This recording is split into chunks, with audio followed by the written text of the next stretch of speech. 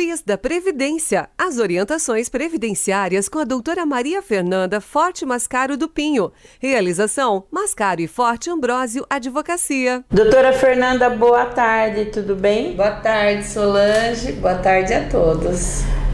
Gente, estamos chegando no final do ano. Eu acredito, eu vou voltar a falar novamente. Já fazem acho que 3 anos, esse é o 3º ano que a doutora, toda semana informando os nossos telespectadores. E toda semana tem assunto novo, tem mudanças novas. Como muda, hein, doutora? O direito, Solange, é muito... não tem uma decisão definitiva, não tem uma lei que não se altere ao longo do tempo, porque a legislação tem que acompanhar a evolução da sociedade. A lei, o direito, nada mais é a regulamentação do que ocorre na sociedade. E nós sabemos que as relações interpessoais dos seres humanos modificam muito ao longo do tempo. Então, o direito precisa se adaptar a todo momento a essas novas formas de relacionamento, essas novas sistemáticas, toda essa mudança social, o direito deve acompanhar para regulamentar isso e para as pessoas não achar que pode fazer o que quer. Pode fazer o que quer desde que respeite o outro, o próximo, saiba dos seus deveres.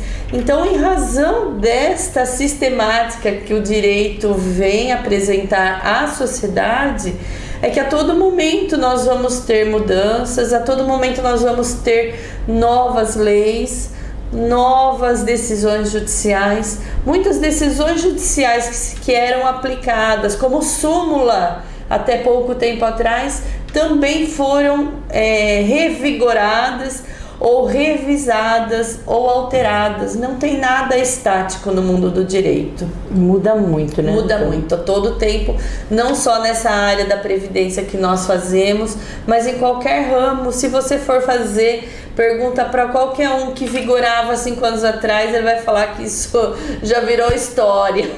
E é verdade. Inclusive, hoje o nosso assunto vai ser revisão da vida toda, foi aprovado por maioria no STF? Isso, nós já tratamos dela no programa 2 vezes. Primeiro, apresentando a tese, o que estava sendo questionado no Poder Judiciário a respeito dessa tese, que a Advocacia Previdenciária fez essa interpretação da lei para tentar preservar os direitos dos segurados. E aí eu fiz uma outra entrevista quando saiu o voto do ministro Alexandre de Moraes favorável, desempatando e dando favorável aos segurados. Ocorre que na época eu estava sentindo que aquilo ainda não tinha terminado a novela. E aí eu falei que por causa da mudança de um ministro que se aposentou, entrou um novo ministro que pediu vista.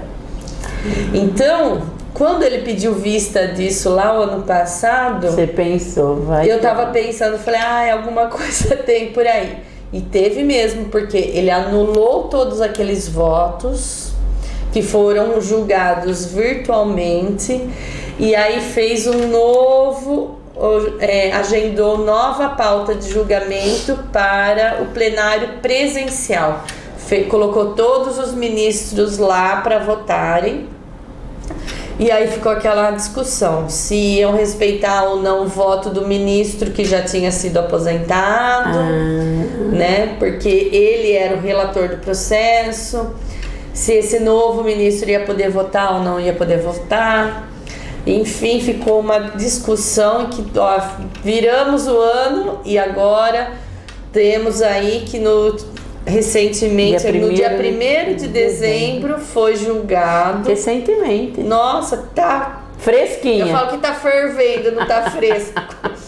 Porque reacendeu a esperança de todo aposentado de ter realmente uma aposentadoria justa. Então, agora dia 1º... É nessa que eu vou me encaixar? É nessa que eu vou trazer minha documentação para a doutora, gente. Então, e aí nesse 1º de dezembro veio aí o STF com todos julgando. Foram 2 dias assim de muita vibração, muita aflição, acompanhando todas as sustentações orais dos institutos que puderam tentar convencer os ministros, e aí começou os votos. De repente estava favorável, de repente desfavorável. Ai, foi uma agonia até o final, mas foi 6-5. Foi bem apertado, mas foi favorável aos segurados. Graças a Deus. Graças a Deus, olha. As pessoas deveriam prestar atenção, né? Quem são esses ministros, né? Infelizmente, o povo aí não se detalha por esses grandes detalhes, né? Mas o importante é que foi favorável. Então, isso já está vigorando. Saiu o julgamento agora, vai transitar isso em julgado, porque não cabe mais nenhum tipo de recurso. Então, nessa decisão foi determinado que pode incluir todos os salários, por isso que chama a revisão da vida toda, todos os salários de contribuição, mesmo anteriores a julho de 1994. Quem começou a trabalhar antes dessa data pode refazer as contas da sua aposentadoria e verificar se, incluindo todos esses salários desde o início da carreira, você terá uma renda favorável, porque houve uma mudança da legislação em 1999, colocando uma regra de transição, pois anterior a isso era feito a média dos últimos 36 salários de contribuição. E aí foi uma época que já foi feita uma primeira reforma da Previdência, dizendo que não era justo fazer a média somente dos últimos 36 salários. E aí veio essa nova legislação falando que para a concessão da aposentadoria pegava a média de todos os salários de contribuição, descartando 20% menores, com essa regra de transição de aplicação somente dos salários de julho de 1994 em diante, porque foi quando foi previsto o Plano Real. Essa regra de transição que foi o fundamento da maioria dos ministros para aprovar essa revisão. E muito assistindo esse julgamento, você fala assim, eles têm razão sobre isso.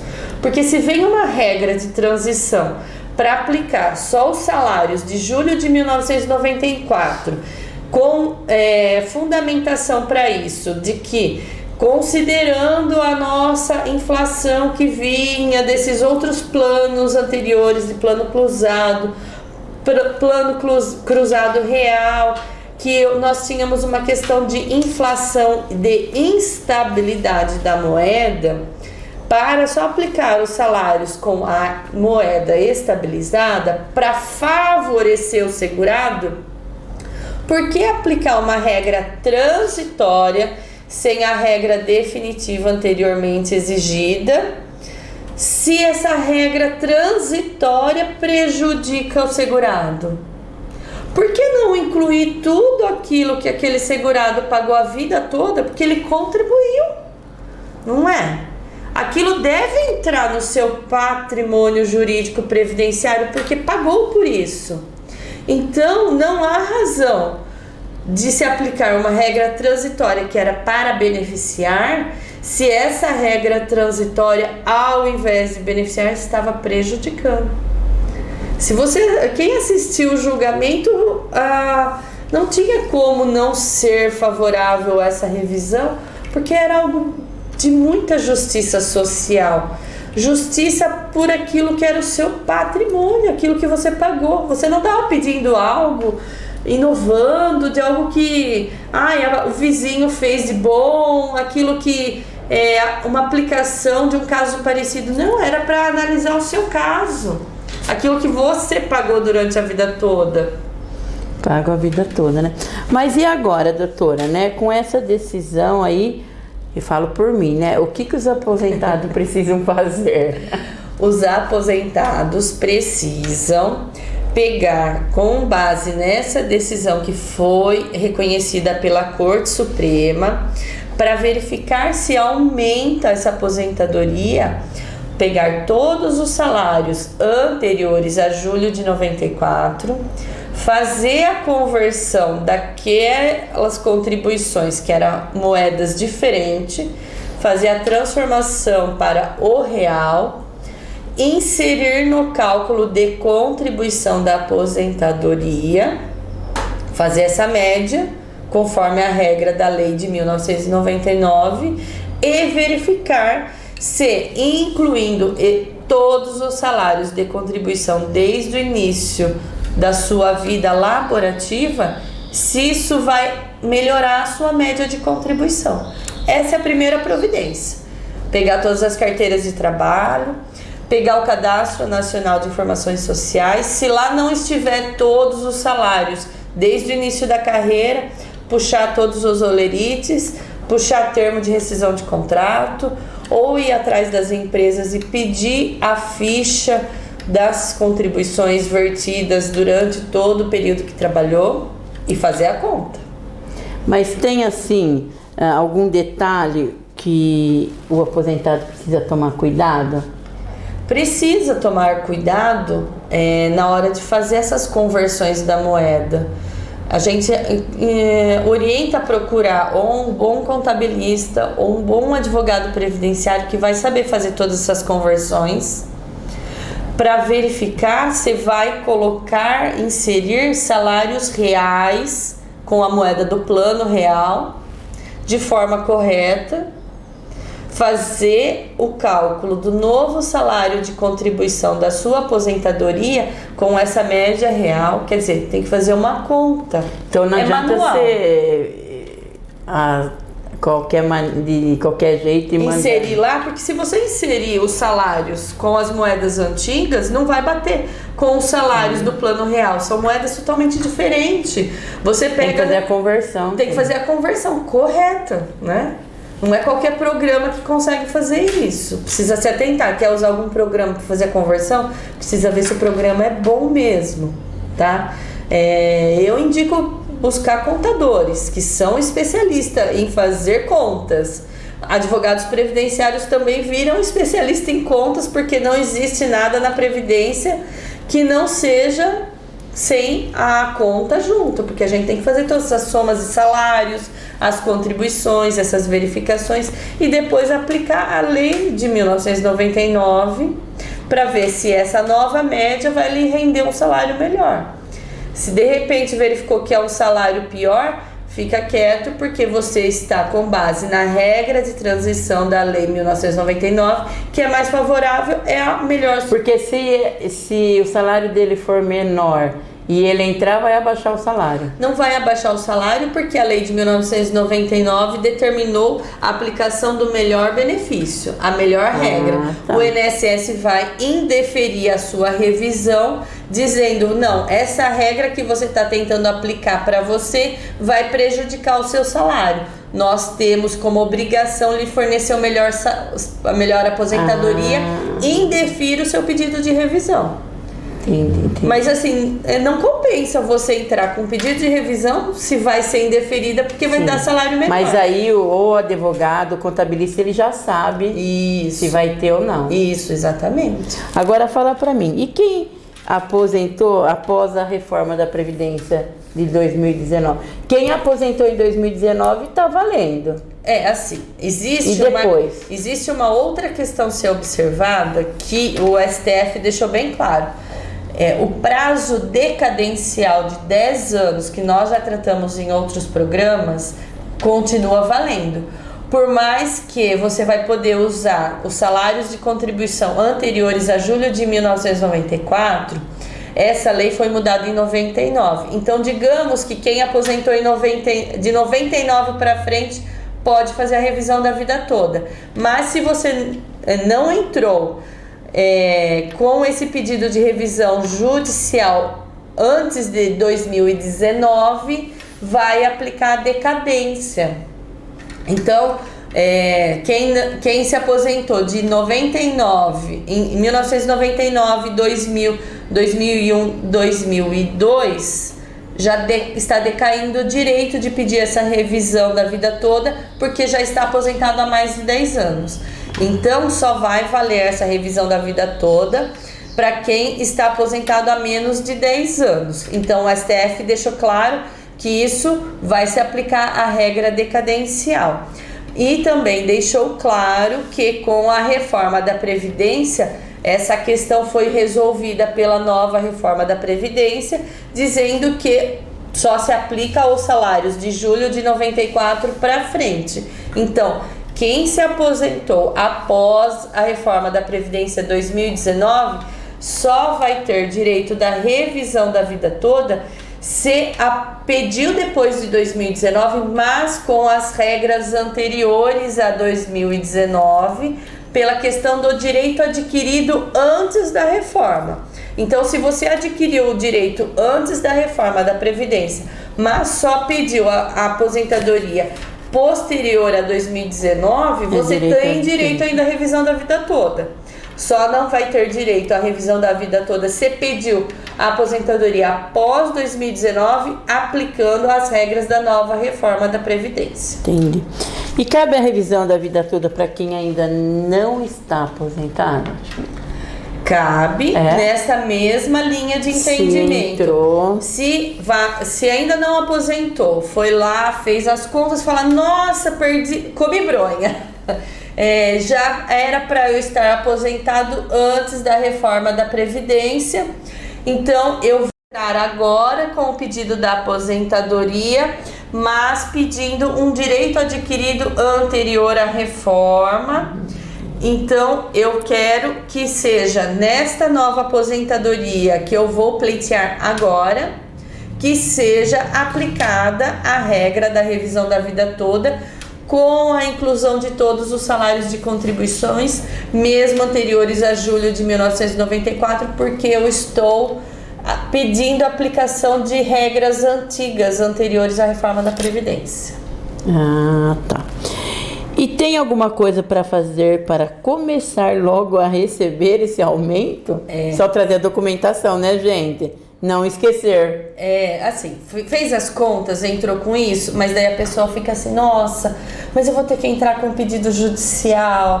E aí a gente sabe que o Poder Judiciário é demorado. Mas quando eu entro com o Poder Judicial, eu não deixo de receber a aposentadoria. Não deixa. Mas assim, até começar a receber uma renda nova, maior, a pessoa fica assim, mas isso vai demorar porque é Poder Judiciário. A gente sabe porque os nossos clientes vêm aqui tudo assim, revisão. É demorado. Mas não vou deixar de receber? Calma. A gente estuda muito. A Solange vê, às vezes me encontra fora daqui e fala, doutora, como você lê? A gente lê muito. E ela na cabeleireira fica lendo lá. Eu fico lendo, eu fico estudando o tempo todo. O que nós podemos fazer para aplicar o melhor bom direito aos nossos segurados, aposentados? Porque se estão aposentados, já estão com uma idade avançada, talvez não tenha tempo para esperar receber essa diferença. E a gente fica na agonia junto com os nossos clientes, viu, Solange? Então, por isso que eu leio bastante por aí. Para poder ajudar, né? Para tentar ajudar o máximo possível, porque eu não gosto de que chegue uma pessoa e a gente não saiba responder com essa aflição. Existe um instituto que é da tutela de urgência no nosso Código de Processo Civil. Diante de uma decisão já definitiva lá do STF, o que eu posso fazer? Faço todos esses cálculos, verifiquei que a pessoa pode, eu entro com o pedido judicial para o juiz. Juiz, eu quero a revisão da vida toda, quero essa renda melhor.